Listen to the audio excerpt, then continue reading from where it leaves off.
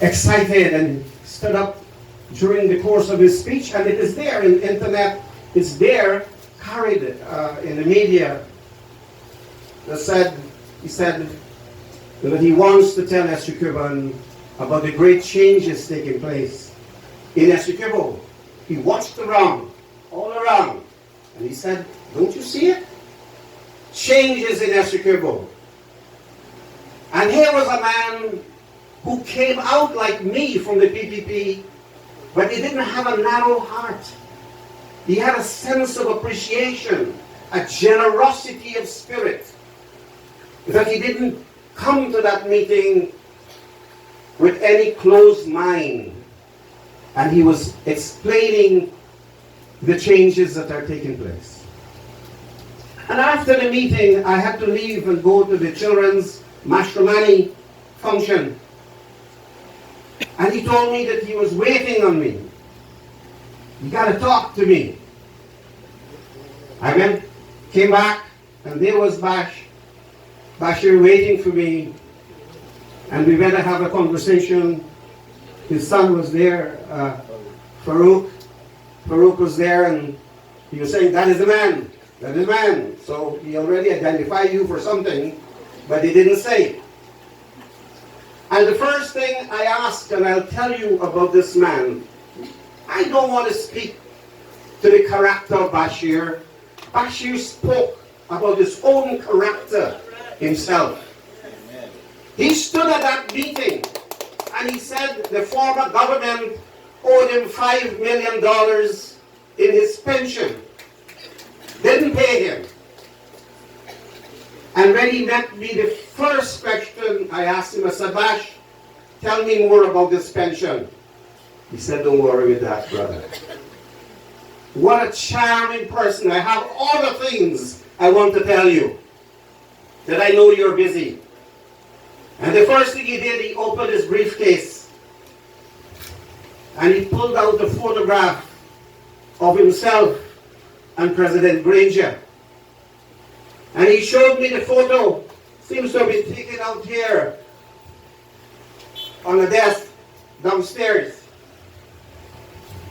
There is one other picture here, but I don't know if it is the same one, but there was another one, and he said, tell the president that I send him my best regards, that he has fallen ill at the wrong time, but we will prevail. And he assured of his support and that he will continue to work, and that what we were told here about his commitment to learning, it is true. He distributed Granma and Soviet Weekly, but he had found recently some publication. He said he was sending it to the Pomeroon Essequibo Express, a newspaper that is issued by the Department of Public Information. And he was always requesting more publications because he thinks that people should know what is happening in Guyana. And more than that, at the public meeting, he said something that speaks to his courage. Why we are here today paying tribute to a hero. I covered Parliament for many years, and I witnessed Bashir's bravery in the National Assembly when he threw a glass at the Speaker, Sister Ryan. When he lifted the mace, which is a symbol of authority of Parliament, and he handed it, and was handing it to Dr. Jagan. Because without the mace, there can be no parliamentary sitting. And if Jagan was not allowed to speak, then there should be no parliament. That was what Bashir was trying to tell the nation. And it was his courage that made him stood up on Friday gone and said, Moses, if I'd been in the parliament, there would have been no confidence motion against the government. Why you didn't take the mace and carry it out? He was there, and this is what he was saying, that if he was in the parliament, he would have pushed Charandas out. That is the hero, a man who was reliving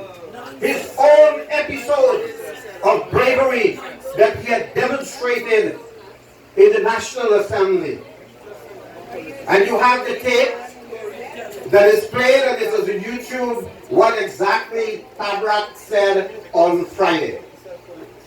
So here it is today, that I'm back in Essequibo to attend his funeral, to celebrate his life when he was leaving State House that day. I felt I didn't have enough of the company of Bashir, an old dear friend and brother. I literally was running out of State House, calling his name, calling after him, because I remember that I had taken something that I wanted to send for Sabra. And I was told he had gone. He had left before I got out of the building. And that reminded me that here was someone who came and said what he had to say, declared himself as committed.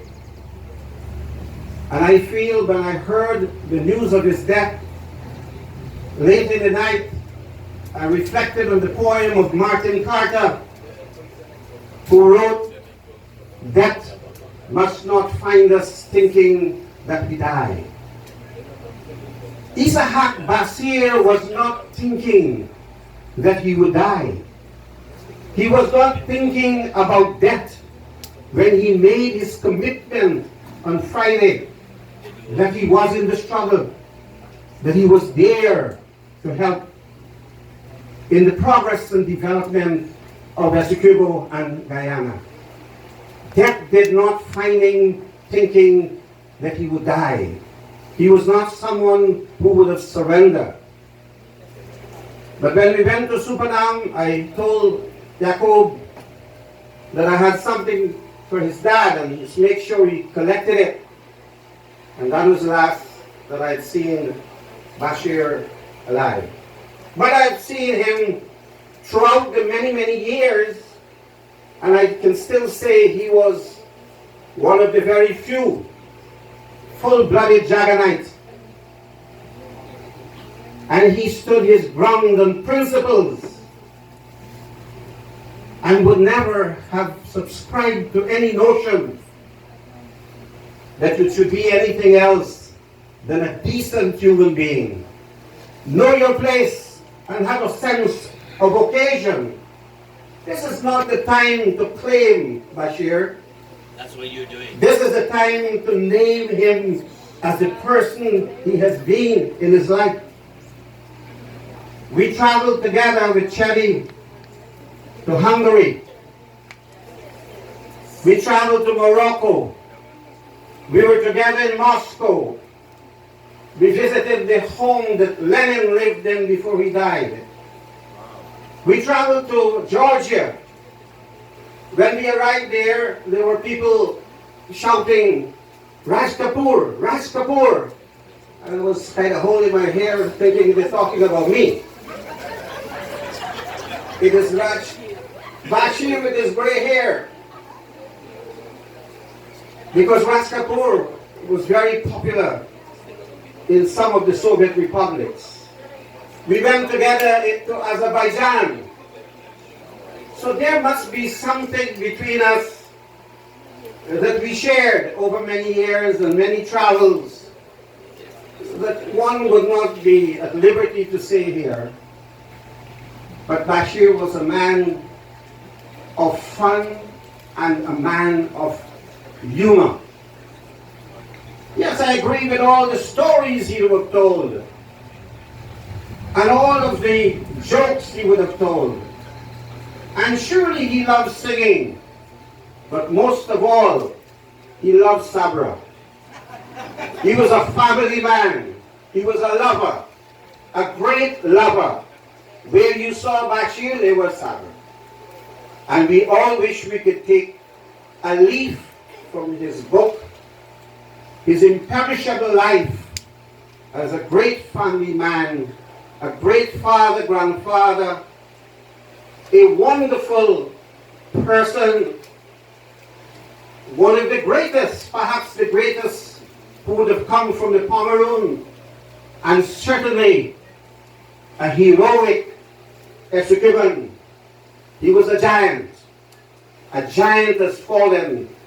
And I ask all of you, as we say goodbye to a brother, a father, a fighter, a patriot, that you respect the life he lived, knowing that death did not find him thinking that he died.